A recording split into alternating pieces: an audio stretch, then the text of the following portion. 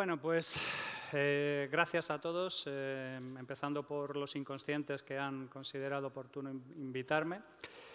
Y voy a contaros una historia que no es tan emocionante como la del hijo de Pablo, pero que tiene también su carga dramática, porque yo os voy a hablar de una traición. Os voy a hablar de cómo vendí mi alma al diablo y de cómo, digamos, de alguna manera dejé atrás, no dejé atrás, sino de alguna manera salí de lo que era la parte de tecnología hardcore, que había sido mi sitio donde había estado durante un montón de tiempo y a lo que me quería dedicar. Voy a decir un montón de cosas raras, así que la gente que se impresiona por los sitios donde he estado y que pregunte que con quién he empatado yo para decir lo que voy a decir, pues aquí hay un montón de referencias de dónde doy clase, con quién trabajo, qué es lo que hago, que personalmente considero que es irrelevante. Las ideas se han de imponer por su propio peso o realmente tienen poco recorrido. Entonces, insisto, hoy voy a hablar de un proceso de traición. Normalmente la traición es algo que clásicamente no está particularmente bien visto, ¿verdad? Entendemos el traidor como una persona que de alguna manera ha traicionado a los suyos, ha hecho un acto moralmente reprobable. Pero digamos que la definición de traición o de cambio o de mejora está generalmente en el ojo del observador. Y lo que intento de alguna manera es haceros entender qué es lo que ha podido hacerme cambiar de punto de vista sobre algo que me cambió completamente la vida y me transformó por completo y prácticamente me desarrolló como lo que soy, como era la tecnología. Desde que vi este pequeño aparato, que los más viejos del lugar reconocerán, un ZX81 de Sinclair, con su K de memoria, 1024 bytes de memoria, como 1024 soles, la gente hacía cosas con eso. Pues básicamente me voló la cabeza y todos los que ahora mismo frisamos o ya hemos pasado los 50 años sabemos de la contribución que hizo Sinclair a convertirnos a muchos de nosotros en auténticos fanáticos de la tecnología. Cliff Sinclair murió la semana pasada y desde aquí, Neil, Sir Cliff, le debemos muchos. Y evidentemente, una vez que yo soy bastante obsesivo, entonces una vez que decidí que esto iba a ser lo mío, pues me dediqué a ello en cuerpo y alma.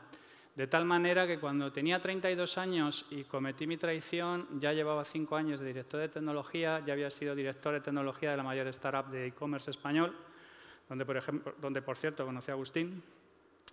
Después había sido CTO de una multinacional británica, o sea, quiero decir, a partir de ahí quedaban, digamos, de alguna manera, única y exclusivamente, ir cada vez hacia posiblemente puestos mayores. ¿Pero qué ocurrió? ¿Qué es lo que pasó? ¿Qué es lo que ocurrió para que yo ahora sea una persona que incluya esta slide en muchas de mis presentaciones? ¿Vale? Donde básicamente vengo a decir que la próxima vez que oiga hablar de transformación digital, te voy a meter un tiro entre las cejas. ¿Qué proceso ha ocurrido para que alguien, digamos, de alguna manera pase teóricamente de un estadio al otro? ¿Qué tipo de abducción se ha producido ahí? En realidad, me echando un poco la vista atrás, porque Jobs decía, y tiene toda la razón del mundo, que los puntos generalmente se conectan a posteriori, que hasta entonces tienes que basarse un poco en tu intuición, porque no tienes una manera real de entender por qué necesitas hacer eso, y que luego los puntos se suelen conectar a posteriori. Yo siempre he estado en las cosas que tengo la sensación de que van a cambiar el mundo bastante antes de que lo cambien de manera efectiva. En ese diagrama que ha planteado Pablo, que a mí me parece maravilloso, la parte de la izquierda del todo, donde están los creadores, podríamos haber aplicado otro punto de vista, que es el de los cretinos. ¿Vale? Ahí estamos la gente que de alguna manera tenemos una intuición, leemos una señal y nos lanzamos ahí y Pablo lo ha dicho muy bien, es a partir de los marketeadores y de los comunizadores cuando empiezas a hacer dinero. Entonces, básicamente, digamos que de alguna manera mi característica particular es que me interesan las cosas que tengo la sensación de que van a cambiar el mundo, pero bastante antes de que nadie tenga la intuición de que realmente van a llegar a cambiarlo. Perdón. Entonces, a mí me abdujo la personotecnia, lo que viene a ser la personalización aplicada. Los más viejos del lugar, como Gonzalo, aquí presentes, acordarán que llevo dando la turra con esto 15 o 20 años. Escribí el primer libro de la materia hace casi 20 años, en el 2004. Todavía estamos a vueltas con el asunto. Y después, a su vez, fui absorbido por otro tema, que es la parte de la resolución de los problemas complejos, que a su vez englobaba buena parte de todo lo que había estado haciendo en personotecnia y personalización aplicada. Y este es un término que me parece fascinante, porque salvo gente que pertenece a una comunidad muy estrechita, no es un tema al que estemos familiarizados, ¿no? ¿Alguno de vosotros ha oído el tema de resolución de problemas complejos o el concepto de resolución de problemas complejos? No es un término... Claro, la gente que pertenece al grupo de gente interesada en el asunto está en ello, pero la mayor parte de la gente es un término que no les es familiar. Sin embargo, lleva 3 veces seguidas siendo en los informes del World Economic Forum la primera habilidad necesaria para ser empleable en el futuro, en su reporte de los años 2016, 2018 y 2020. Viene a decir, el report que os recomiendo se llama The Future of Job, el futuro del trabajo, que si quieres ser empleable en los próximos años, hay una serie de habilidades que tienes que desarrollar. Y resolución de problemas complejos está la primera en 3 iteraciones seguidas, combinado con algunas cosas como pensamiento crítico, análisis, etcétera, etcétera, etcétera. No deja de ser paradójico el desconocimiento general de esta disciplina con respecto a su pretendido importancia en el futuro. ¿De acuerdo? Si podéis ver en la tabla de la derecha, algunas de las cosas además son primos hermanos de la resolución de problemas complejos. El análisis de pensamiento crítico, el pensamiento crítico y la innovación, etcétera, etcétera, pertenecen todos a un mismo ecosistema. De hecho, dentro del máster que imparto en la UNIR sobre resolución de problemas complejos, hablamos muchísimo de pensamiento crítico. O sea, no hacemos esa separación artificiosa que creemos que hay en la lista. Si pensáis que el World Economic Forum es el único que está dando la chapa sobre esto, aquí veis el equivalente, que es el programa 2025 de la Unión Europea, con las 10 skills necesarias para ser empleables en el futuro, y en el número 1, bingo, resolución de problemas complejos. O sea, es una cosa muy curiosa, ¿no? Es un poco como el ejercicio. Todo el mundo es consciente de que hay que hacer ejercicio para estar bien, pero luego ya practicarlo es otro tema completamente diferente. Entonces yo lo que voy a intentar, como parte de mi proceso de contaros mi traición, es intentar hablaros de manera sencilla en qué es todo esto de la resolución de los problemas complejos. De tal manera que lo entienda la gente de la curva de la derecha de lo que planteaba Pablo, que lo entienda el jefe de Dilbert and beyond. Posiblemente sea terraplanista, no recuerdo una tira donde lo especifique, pero tiene toda la pinta. La complejidad, si nos ponemos un poco académicos, es la ciencia que se dedica a lidiar con los órdenes no simples en entornos no mapeados. Que básicamente, en lenguaje bastante más llano, es la ciencia que se encarga de lo que no soluciona el sentido común, porque es obvio, y lo que no soluciona la expertise, o sea, la consultoría. Es el orden de gestionar las cosas que no están resueltas. Es el orden de gestionar las cosas, o la ciencia que se encarga de gestionar las preguntas sin respuesta. Las cosas que de alguna manera no tenemos una solución para ellas. Este marco de aquí, que engaña porque está escrito Cinefin, pero en realidad se pronuncia Canevin, porque es galés, es un orden creado por Dave Snowden, que es esa persona del libro brillante que corresponde a la definición que mencionaba Pablo. Y que, por lo tanto, ha tardado prácticamente 30 años en intentar hacer llegar la complejidad a las masas con bastante poco resultado. Y el problema fundamental de Dave Snowden, que es buen amigo, es que intelectualmente no tiene piedad. Entonces se pone a dar pedales como el monitor de spinning de Pablo y si le sigues bien y si no, pues buena suerte. Lo cual, intuitivamente, ya os puede decir que como estrategia comercial no termina de ser particularmente brillante. De hecho, Dave Snowden creó buena parte de Canevin cuando estaba trabajando en IBM. A IBM le encantó, porque claro, le hacía mucha ilusión vender un framework que ellos habían fabricado, y durante 2 años fue absolutamente incapaz de que Dave Snowden lo entendiera a nadie, con lo cual terminaron cerrando el centro Canevin y cerrando todo. Pero Dave es un tío, es un titán intelectual y lleva 30 años hablando de estos temas. Fijaos que hacer un helicóptero o hacer un coche son cosas muy complicadas de hacer, son cosas muy difíciles de hacer. La mayor parte de nosotros no sabríamos cómo meterle mano. Pero claro, es que son cosas que ya están hechas. Ya ha habido gente brillante, ya ha habido un Sikorsky, ya ha habido un Porsche, ya ha habido un Ferdinand Porsche, ya ha habido una serie de personas que han resuelto una serie de problemas y que digamos que de alguna manera lo que nos queda a los demás es ver cómo se hace y replicarlo. Que insisto, ese es el principio de la consultoría. Sin embargo, por ejemplo, las cosas con las que yo trabajo dentro de los ejercicios prácticos del máster que doy sobre resolución de problemas complejos, este es el tipo de cosas a las que nos dedicamos. Nos dedicamos a hablar de Israel, que es un problema que lleva 60 años enclaustrado sin ningún tipo de solución. Nos dedicamos a hablar del Sáhara español, otro que cual, que además nos cae más cerca. Nos dedicamos a hablar de COVID, pero no desde el punto de vista de COVID, porque Nicholas Taleb, que algunos de vosotros lo conoceréis, el autor del Cisne Negro, otro titán intelectual como Dave Snowden, con la única diferencia de que este es un sociópata y si le llevas la contraria te escupe a la cara como las llamas. Taleb hablaba de una cosa muy interesante que decía que todo lo relacionado con el COVID no es un problema complejo. Es otro concepto que es un rinoceronte gris, que es de una autora que ahora mismo no me viene a la cabeza, que son esos problemas que son obvios, que están ahí, pero que nos empeñamos en ignorar. ¿Vale? Todo lo relacionado con la epidemia del COVID-19 estaba escrito, las señales estaban ahí. Bill Gates tiene un vídeo hablando en 2016 de que va a haber una epidemia basada en coronavirus. Todas las señales estaban ahí. Lo único que no sabíamos era cuándo.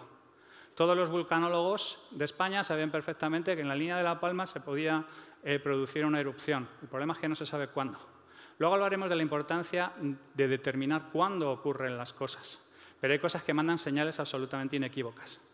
Entonces, cuando yo hablo en el programa sobre COVID, hablo sobre cómo las diferencias de resultados dependiendo de quién ha gestionado y cómo ha gestionado el problema. Pista, cuando se les ha entregado las llaves de la moto en determinados países a los epidemiólogos y a la gente que sabía lo que hacía, han tenido mejores resultados de cuando se han tomado decisiones políticas. Y el agua moja, el viento seca, ya lo sé. Pero necesito que entendamos que el COVID lo que ha ocurrido en el COVID, todo esto dice que no se podía saber, es este tipo de gente que se sorprende, insisto, de que el agua moja y el viento seque. El propio Snowden tiene una definición que a mí me encanta sobre la complejidad y él habla de que los sistemas complejos son como zarzamoras en un matorral. No es un tema de que sea muy complejo porque hay muchos cables, como en un CPD, que no sabes muy bien dónde van cada una de las cosas, sino que es muy difícil saber dónde empieza una cosa y dónde termina otra.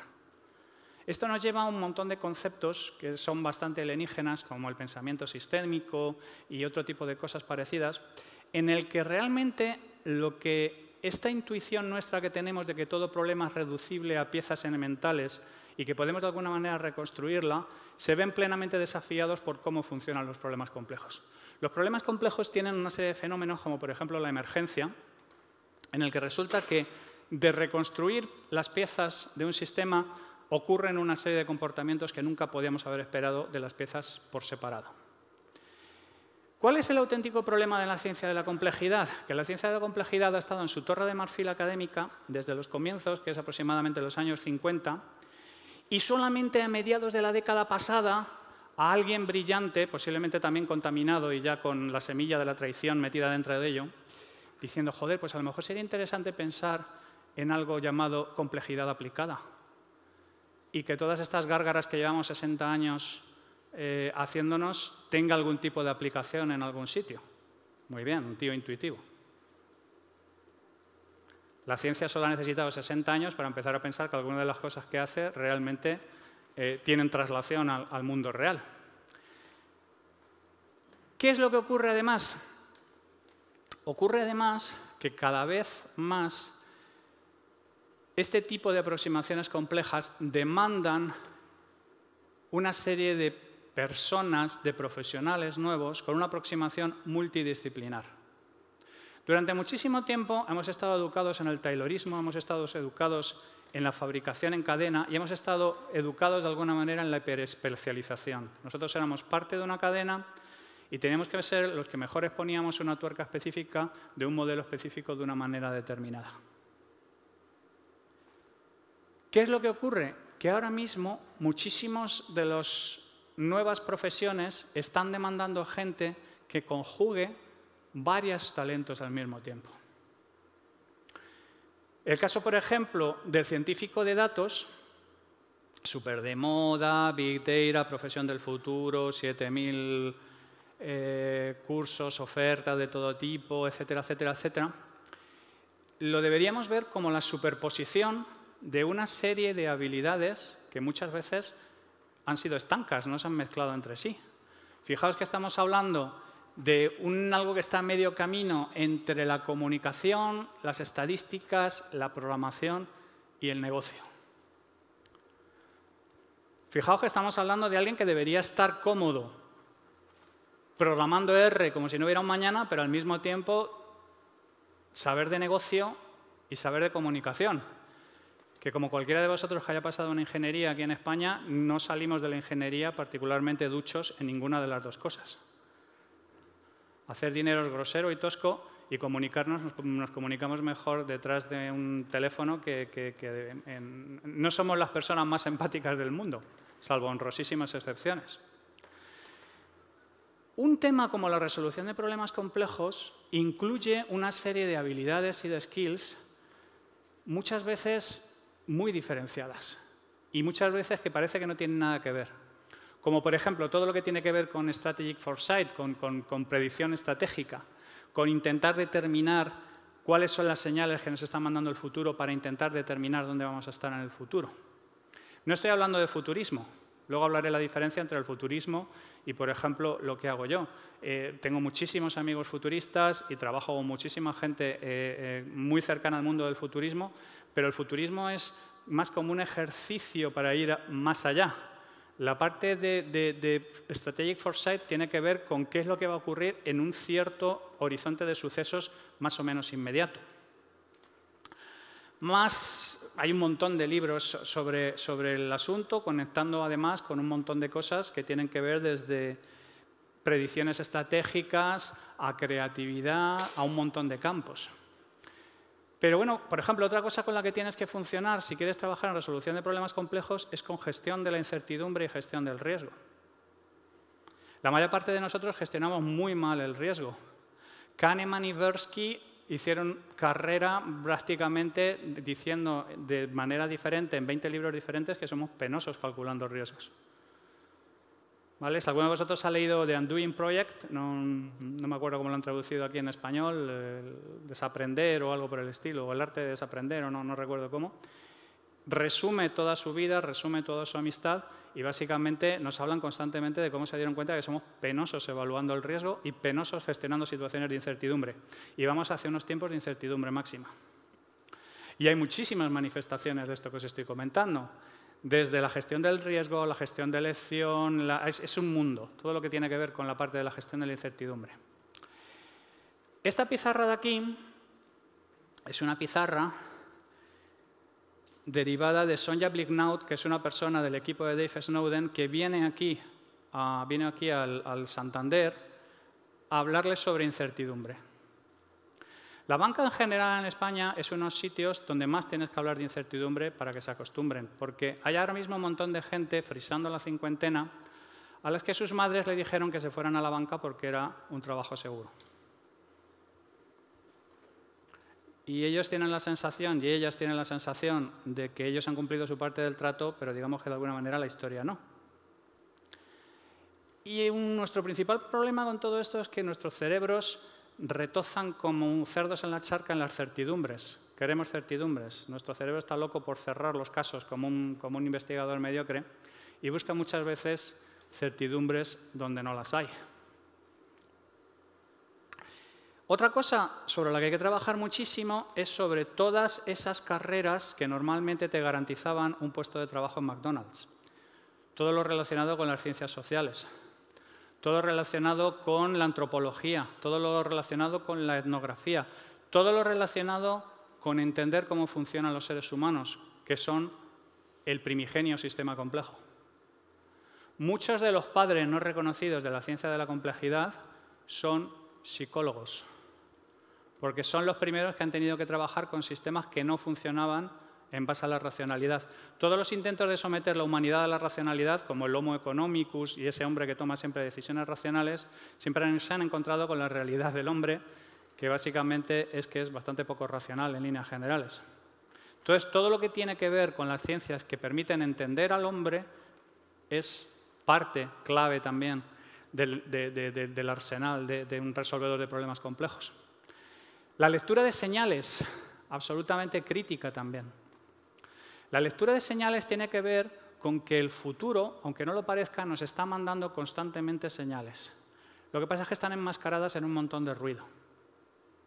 El libro de la izquierda habla fundamentalmente de cómo intentar separar las señales reales que nos envía el futuro con respecto al ruido que nos rodea, sobre todo en un entorno de redes sociales, de hipercomunicación, donde hay un montón de gente que habla.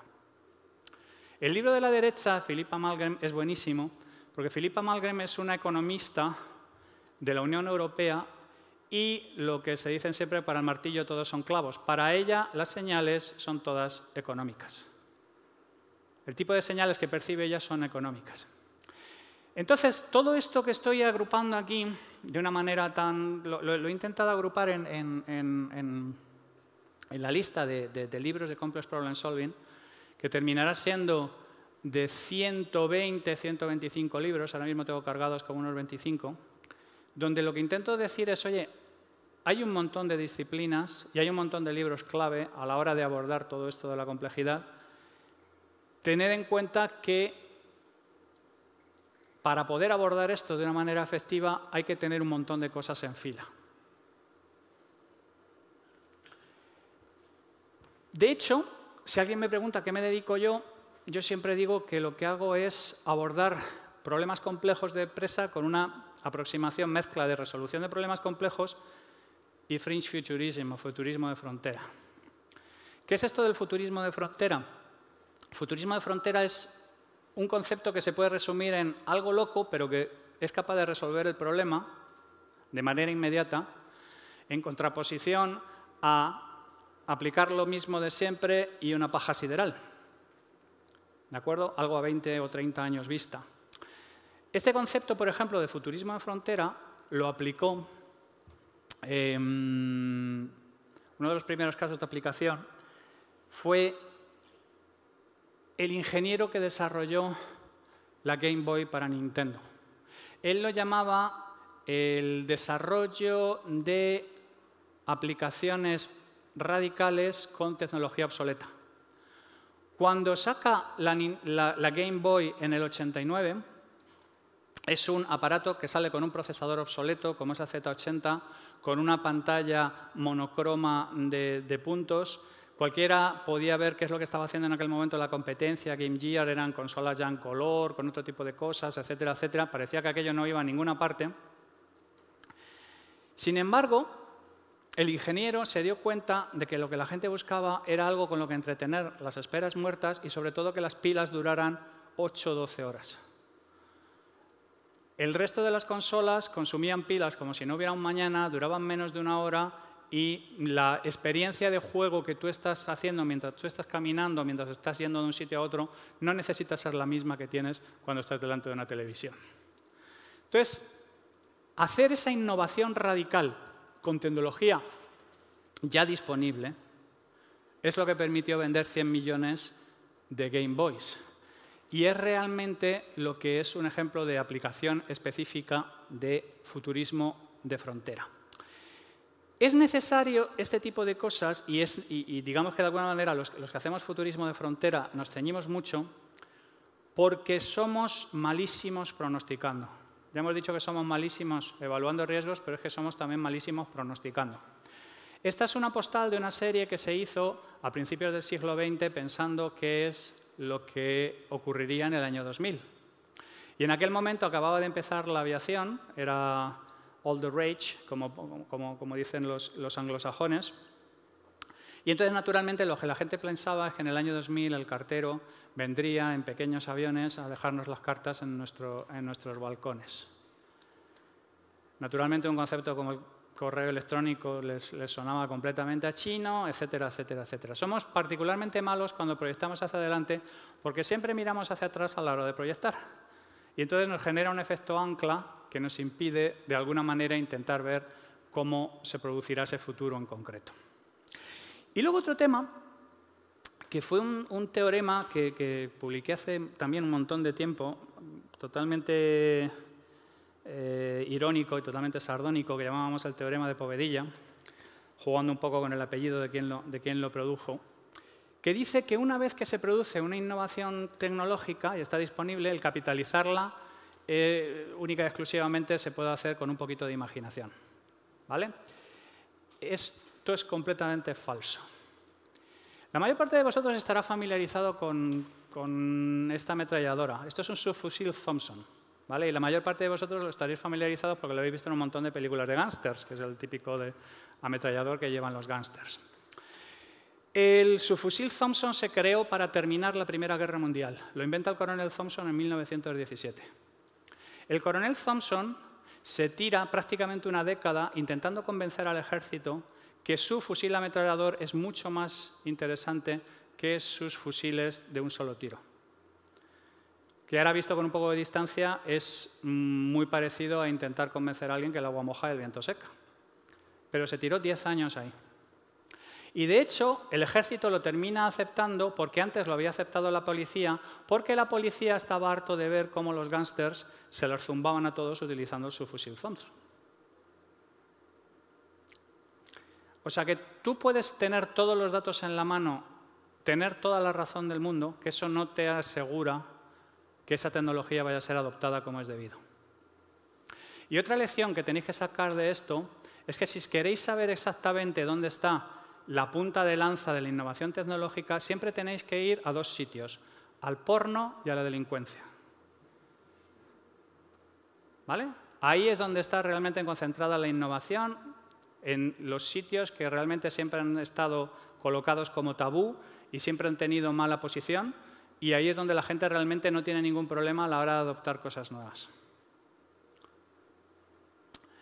Otro ejemplo clásico es el microondas. El microondas lo inventa Raytheon a finales de los 40 y no se come una sola paraguaya hasta mediados de los 80, que es cuando se produce la incorporación masiva de la mujer al mercado de trabajo. Y sobre el planteamiento que os estaba hablando de lo importante que es el porno a la hora de digamos de alguna manera, fijar hacia dónde van a ir las tendencias tecnológicas, el primer pedido de 10.000 vídeos VHS que se hizo a JVC primeros de los 80 lo hizo Caballero, una firma porno sueca. Porque para hacer este tipo de maniobras orquestales en la oscuridad, el Super 8 era un poco complejo. Los primeros que vieron el tipo de interés que podía tener un vídeo era efectivamente una productora porno. Bien, entonces yo cuando tengo peloteras con mis amigos futuristas, que no las tengo porque nos llevamos muy bien, pero simplemente digamos que cuál es el punto de fricción fundamental, es sobre esto, sobre el ETA, el Estimated Time of Arrival. ¿Cuándo se va a producir realmente una cosa? Tú puedes tener una visión y decir, esto se va a producir, pero ¿cuándo? Volvemos al ejemplo de los vulcanólogos. Y sabemos que esto iba a... ¿Pero cuándo? Sabemos que antes o después la gran falla de San Andrés se va a tragar California y a California se la tragará el mar o se convertirá en república independiente de su casa. Pero el problema es cuándo. ¿Vale? Entonces el gran problema aquí es el cálculo de este tiempo. Para este cálculo de tiempo, la gente que se dedica a Complex Problem Solving se dedica a leer señales. Y cuando hablo de leer señales, estoy hablando de leer señales de todo tipo. ¿Vale? Ya hemos hablado del libro de Philip Amalgam, que habla de señales económicas. Pero The Signals Are Talking de Amy Webb son señales tecnológicas. Y el libro de Gary Klein, de Seeing What Others Don't, son metaseñales. Señales que emite el zeitgeist, señales que emite la comunidad. Ese concepto del que hablaba antes también Pablo sobre las cosas que vienen. Ese tipo de cosas que hace que Estados Unidos, a pesar de haber ganado todas las batallas militares y haber tenido muchísimas menos bajas, se tenga que retirar de Vietnam. Porque sencillamente la sociedad ha determinado que aquello ya no tiene sentido. Ahora hemos visto una reedición del asunto. Tú no puedes luchar contra el Zeitgeist, lo mismo que no puedes luchar contra olas gigantes de 20 metros de altura. Lo que puedes hacer, como mucho, es surfearlas. Y nosotros lo hemos aplicado en los sitios más variopintos que os podáis imaginar, ¿vale? Lo que se va a llevar a las estaciones de servicio por delante no es tanto el hecho de que desaparezcan los combustibles fósiles como que las nuevas generaciones tienen muy poco interés en tener vehículo en propiedad. Nosotros estuvimos examinando el juego y también determinamos que se iba a ir completamente al carajo. La edad media del jugador de slot en Estados Unidos es de 62 años.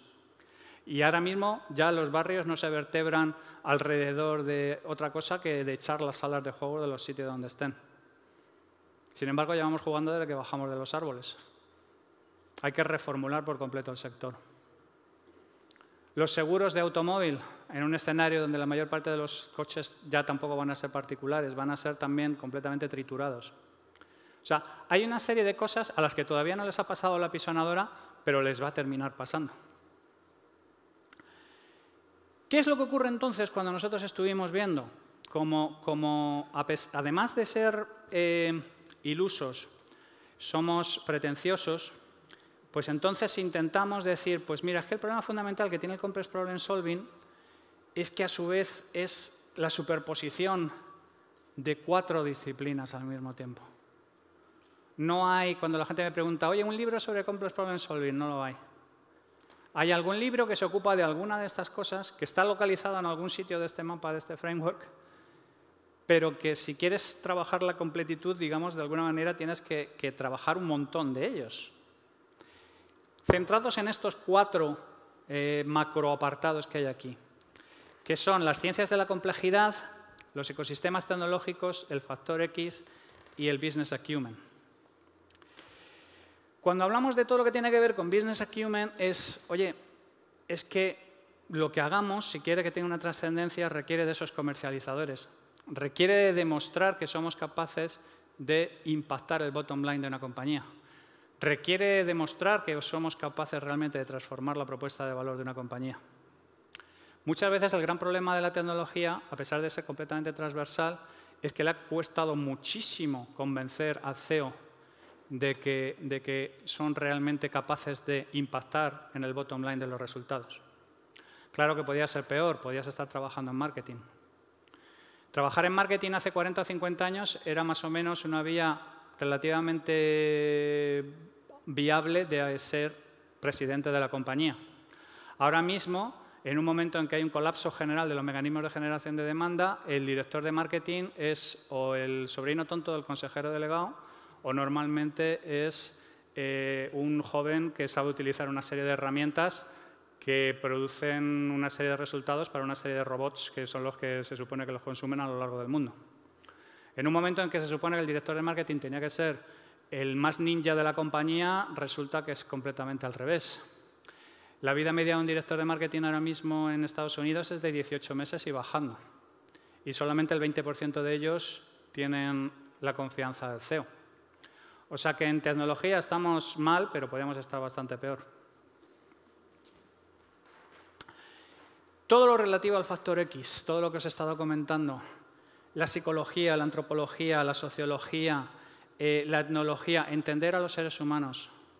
El otro día había un hilo de Twitter maravilloso que venía a decir básicamente que el comando Eibar se desarticuló porque uno de los etarras que estaban guardados en un peso franco pensó que era buena idea zumbarse a la mujer del que les estaba alojando.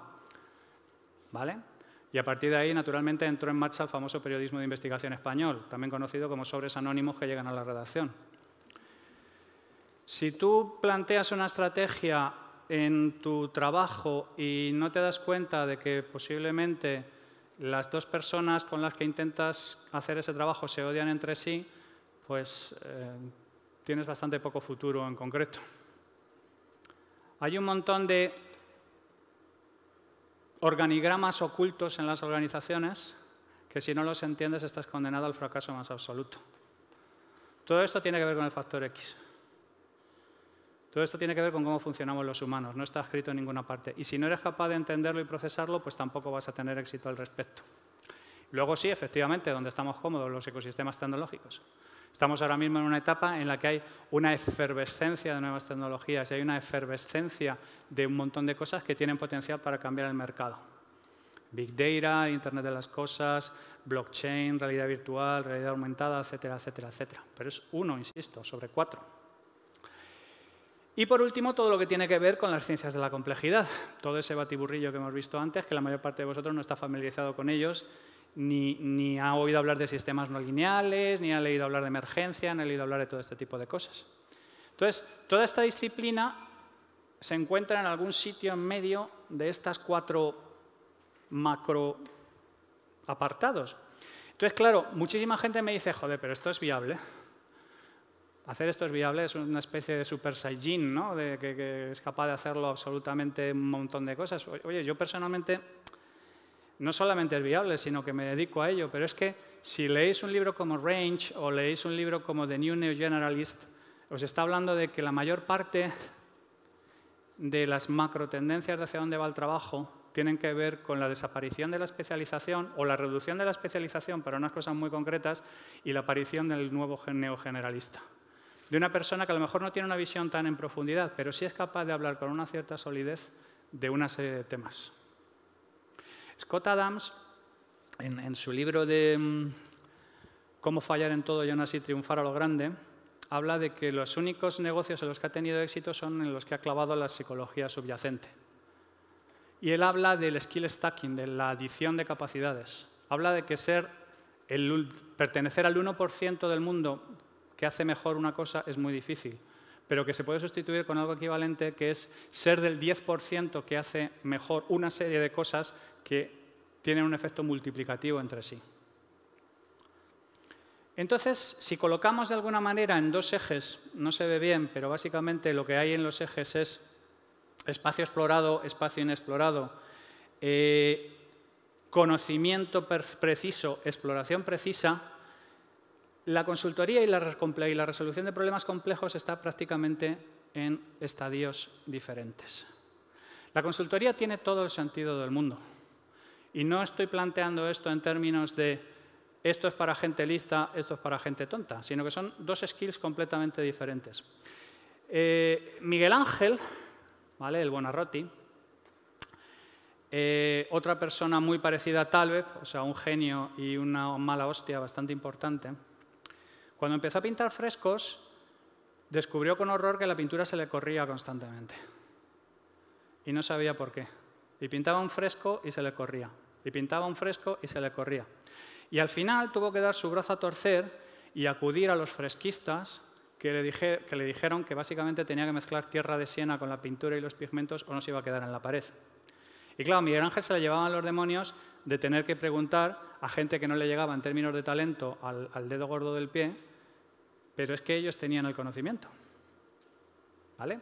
Entonces tú puedes ser un genio y no tener el conocimiento. No tiene nada que ver. Estamos hablando de 2 cuadrantes completamente diferentes. El de lo conocido, que requiere de gente que sabe de lo que está hablando, y el de lo completamente desconocido y la gente que es funcional en el entorno del desconocimiento. Yo utilizo siempre un ejemplo que es el del señor Lobo y el Dr. House. Mucha gente cuando habla de problemas complejos dice, bueno, sí, claro, como el señor Lobo, ¿no? De Pulp Fiction. Resuelve problemas. No, el señor Lobo es un consultor. ¿Vale? No es la primera vez que ayuda a delincuentes en apuros, no es la primera vez que se deshace de un cadáver, no es la primera vez que posiblemente tiene que rascar sesos de alguien de la ventanilla de un coche. Estoy a 30 minutos, llegaré en 15. Ya ha estado aquí, ya sabe lo que hace. Lo que pasa es el mejor haciéndolo. Sin embargo, House es un arquetipo más parecido a la resolución de problemas complejos. House es un médico penoso. No le gustan las consultas, no le gusta la gente, es manipulador, es desagradable, es un yonki, es un sociópata, le importa a la gente un pepino. Pero la diferencia es que cuando 200 médicos que han estado 20 años estudiando medicina de promedio dicen no tengo ni puta idea porque no viene nada en el libro y dejan de ser operacionales, House es operacional, es funcional. Y de hecho plantea estrategias explorativas, que es lo único que puedes hacer cuando no tienes ni idea de qué es lo que está pasando. Y el esquema de los episodios siempre es el mismo. House plantea una cosa loquísima, casi mata al paciente. House plantea una cosa todavía más loca y el paciente está cada vez más cerca de palmar. Y la tercera vez House hace una cosa loquérrima, detecta qué es lo que es, cura al paciente y normalmente era lupus. ¿Vale? Pero el asunto es un tío funcional cuando el resto de la gente ha dejado de ser funcional. Y el resto de la gente no está rodeado de idiotas, está rodeado, insisto, de gente con universitarios de la Ivy League con 20 años bajo su cintura. Hay gente que es funcional cuando no se sabe qué está pasando. Entonces, por decir de alguna manera, hay una separación absoluta entre las soluciones adaptadas y las soluciones singulares o las soluciones que tienen que ver con resolución de problemas complejos. No tiene nada que ver la una con la otra, requiere skills diferentes. ¿Qué es lo que ocurre? Que en nuestro mundo taylorista, la inmensa mayoría de los problemas eran de naturaleza taylorista. En un mundo donde los entornos VUCA y la incertidumbre están absolutamente disparadas, la mayor parte de las cosas cada vez son más complejas. Y esta es una pregunta que recibo constantemente, ¿no? Y, joder, tío, de verdad, pero ¿por qué te complicas la vida? ¿Por qué cambias de carrera? ¿Por qué haces este tipo de cosas? ¿Por qué te metes en estos charcos tan abstrusos? Y es que en realidad no es una elección mía, ¿vale? Las frutas bajas ya están recogidas. La mayor parte de las cosas que se solucionan con sentido común ya están. La consultoría está disponible para todo el mundo. Hay un montón de servicios estándares para todo el mundo. Las únicas frutas que quedan por recoger son las de arriba, las que demandan una cierta exigencia. Entonces, igual que en el Quijote, cuando alguien tenía el bachillerato, le llamaban el bachiller Sansón, y ahora tener el bachillerato, bueno, iba a decir que casi te permite llegar a ser ministro, pero vamos a dejarlo ahí. Digamos que es bastante menos distinguible, pues pasa exactamente igual con todo, ¿vale? Entonces no es un tema que haya elegido yo, sino que la vida es así. Porque claro, es que un problema normal se puede convertir en cualquier momento en un problema complejo. Si alguno de vosotros de pequeño quería ser rockstar, estáis jodidos porque se acabó. La ventana para ser rockstar eran 25 años y se fue toda la mierda. Cuando digo rockstar, es rockstar, ¿vale? De los de tener fiestas con enanos llevando bandejas de cocaína en la cabeza y ese tipo de cosas. No estoy hablando de... Estamos hablando de rockstars. El año que más CDs, DVDs se vendieron en la historia fue en el 2003. En el 2006 todas las grandes discográficas o habían quebrado o habían sido vendidos a grandes partners multimedia. Nokia tenía 1.000 millones de clientes en el 2010. En el 2016, iros a YouTube, el CEO da una conferencia de prensa diciendo que no sé qué cojones ha pasado. Llorando. ¿Vale? Estamos en un mundo en el que tú puedes tener una compañía como GoPro que un año es una startup, al año siguiente es una IPO exitosa, 2 años después te copian los chinos y al año siguiente estás en suspensión de pagos. Este libro que os han regalado, que me ha hecho mucha emoción ver que está en el pack de los asistentes, yo personalmente creo que Richard Rummel es el padre de la estrategia moderna. Es la persona que va a sustituir a Porter y a un montón de gente, a Drucker, etcétera, etcétera. Y él habla de un concepto fascinante, que son los atractores. Un concepto que puede parecer un poco abstracto, pero que en realidad es súper potente. Él define un estado atractor como algo que proporciona el sentido de dirección de la evolución de una industria concreta. Puede no terminar de llevarse a cabo o de ejecutarse, pero representa una especie de tirón gravitatorio. Él habla, por ejemplo, del atractor todo es una dirección IP, que ha triturado industrias enteras en 3 décadas diferentes. En los 90 hace que una startup pequeña de la Universidad de San Francisco, Cisco, se vuelva completamente relevante y que desaparezcan los players que llevaban el control de la comunicación de datos, como eran IBM y AT&T. En la década siguiente, entendemos que una canción también son 4 o 5 megas de fichero, aparece Napster, iTunes y la industria discográfica que había funcionado como un tiro durante 50 años desaparece de la noche a la mañana. Y en la década siguiente, con la aparición de IoT, volvemos a transformar absolutamente todo y, entre otras cosas, permite la aparición del Big Data, porque, entre otras cosas, nosotros empezamos a trabajar con temas como Big Data por la aparición masiva de datos procedentes de multitud de cosas sensorizadas.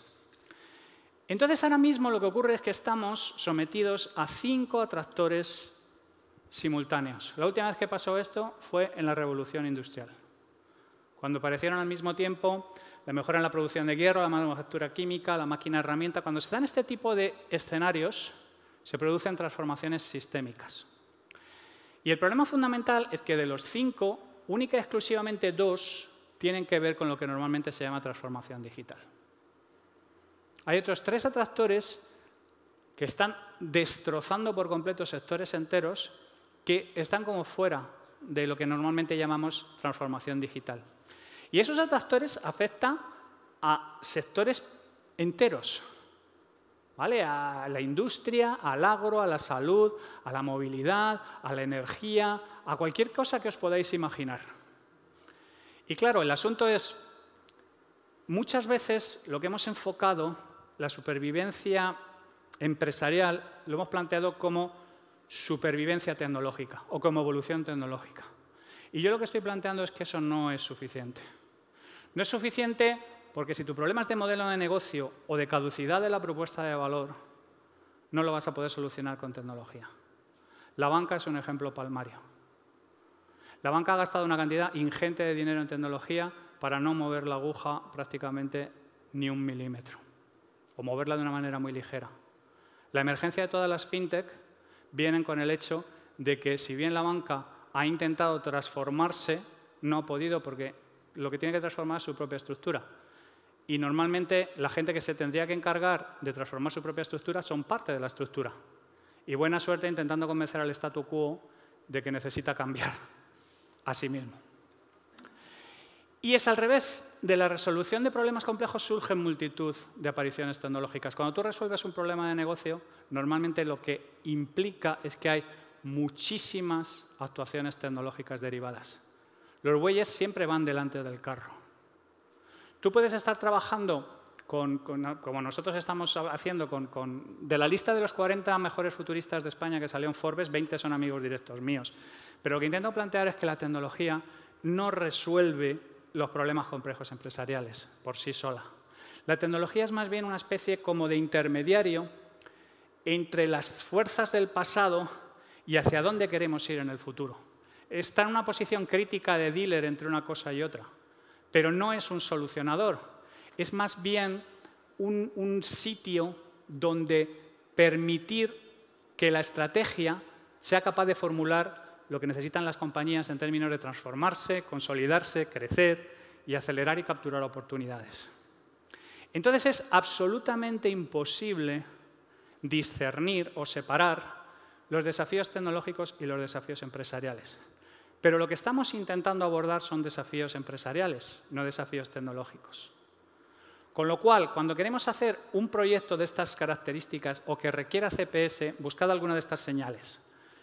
No es abordable desde una perspectiva meramente tecnológica, requiere de futurismo de frontera, tiene que ser rupturista pero viable de manera inmediata, no tiene una solución inmediata ni se puede recurrir a consultores con experiencia en la misma y es un desafío crítico para la empresa. Si os coincide todo este tipo de cosas, es bastante probable que os estéis enfrentando a un problema complejo. Y claro, me podéis hacer la pregunta, oye, ¿y esto cómo conecta con nuestro día a día tecnológico? ¿Cuál es tu opinión sobre SAFe, Agility, Scrum, Kanban, las herramientas, el Estado, todo este tipo de cosas? Pues os recomiendo que le echéis un vistazo a ese es Dave Snowden, la persona de la que os he estado hablando, es que él tiene mucho que hablar sobre Agile y todo este tipo de cosas. Yo personalmente hace mucho tiempo que no estoy metido en el tema, con lo cual no puedo opinar, pero sí tengo una intuición. Este es un sitio que no sé si lo habéis visto, que se llama Comic Agile, que ha sacado un libro ahora mismo, que sale creo a finales de este mes, que el prólogo lo ha hecho el propio Dave Snowden. Mi punto de vista es que, en general, ¿alguno de vosotros está familiarizado con esto? ¿Pensáis que es un libro, quizás? Bueno, pues no, esto es una víctima de... Yo no conozco a nadie que haya sido víctima de más violaciones que este libro. Esto es, o sea, este libro ha pasado por un gangbang de 200 personas donde ha sido repetidamente... todo lo que dice Rice en este libro ha sido malinterpretado de tal manera que el Lean Startup se ha convertido en una excusa para lanzar espaguetis a la pared y no pensar. Porque lo que tenemos que hacer es lanzar cuanto antes MVPs y ver si fallan o no. Entonces yo tengo la sensación de que con todo esto, con Agile y con todo este tipo de cosas, ha ocurrido un poco lo que dice aquí, que esto está extraído del libro de Agility, que es que Agility, según el ciclo que ha planteado Pablo, tiene buenas intenciones y posiblemente buena intención para hacer un montón de cosas, Scrum, Kanban, etcétera, etcétera, pero luego la realidad se encarga de golpearle duramente. Y me ha gustado mucho el proceso que ha planteado él de cómo se degrada y cómo, de alguna manera, no termina funcionando cosas que están perfectamente planteadas desde el principio. Entonces, un poco por cerrar, ¿no? ¿Qué es lo que hace que vayas desde esta parte de eres parte de la alianza rebelde y una traidora a esta escena? Pues yo quiero pensar que es la sabiduría y quiero pensar que es la experiencia. Quiero pensar que el mundo tecnológico muchas veces somos muy proclives a mirarnos el ombligo y pensar que somos la misma hostia y no siempre es así. Y no estamos muy conectados muchas veces con lo que quiere nuestro CEO y no estamos muy conectados muchas veces con lo que desea el mercado. Y yo personalmente creo que abrir un poco la mente a conceptos que se alejen un poco de lo que es nuestra parte, lo único que puede hacer es enriquecernos. Y aparte de hacernos más empleables en el futuro, posiblemente también por el camino nos convierta en mejores técnicos. Muchas gracias por vuestro tiempo y vuestra atención.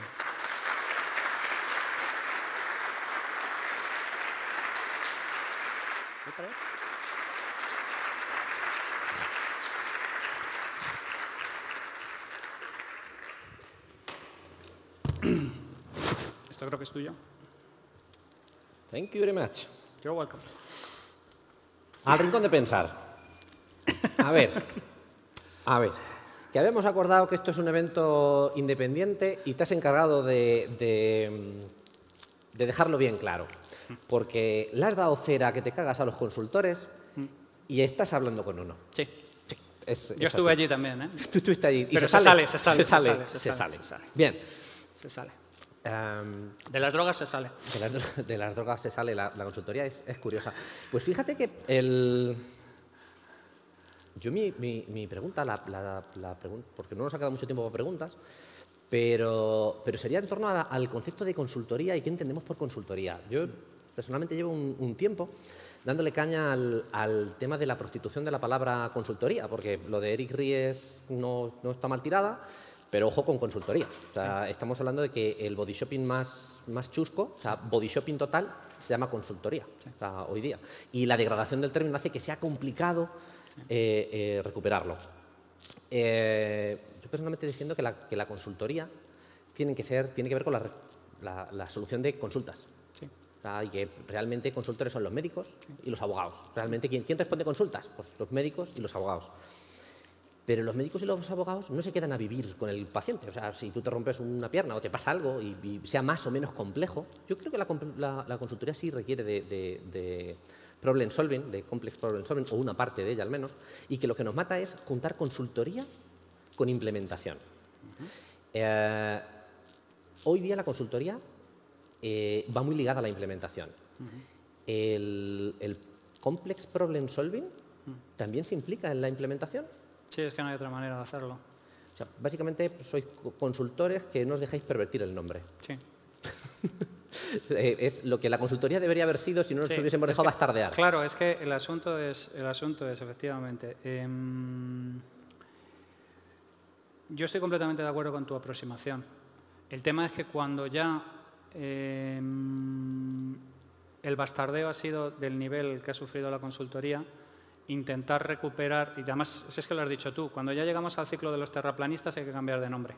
Porque aunque el concepto sea bueno, el bastardeo ha sido de tal nivel que ya no podemos hacer una serie de cosas. Entonces, yo cuando hablo de la consultoría, yo respeto la consultoría, he sido consultor mucho tiempo y no tengo ningún problema con la consultoría.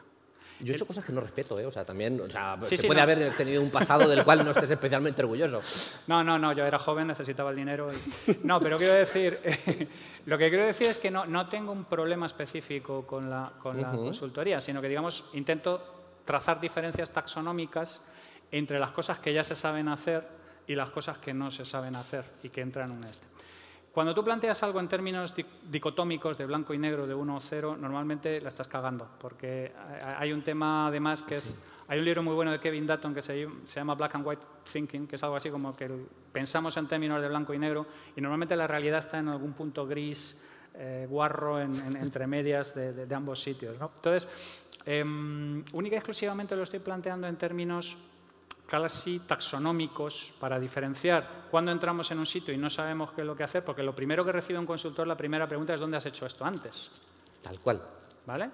Y entonces digo, mira, le voy a comentar una cosa, no hay ninguna empresa como la suya, no estamos en una situación de urgencia como la suya, es como si tú le preguntas a alguien que es tu guía, que tienes que entrar en el Amazonas a machete limpio, oiga, ¿y cuándo ha hecho usted antes? Pues mira, le voy a explicar, ¿ve esta selva impenetrable? Sí. Pues es que vamos para allá, no tenemos ni idea si nos va a caer una anaconda, si nos va a caer...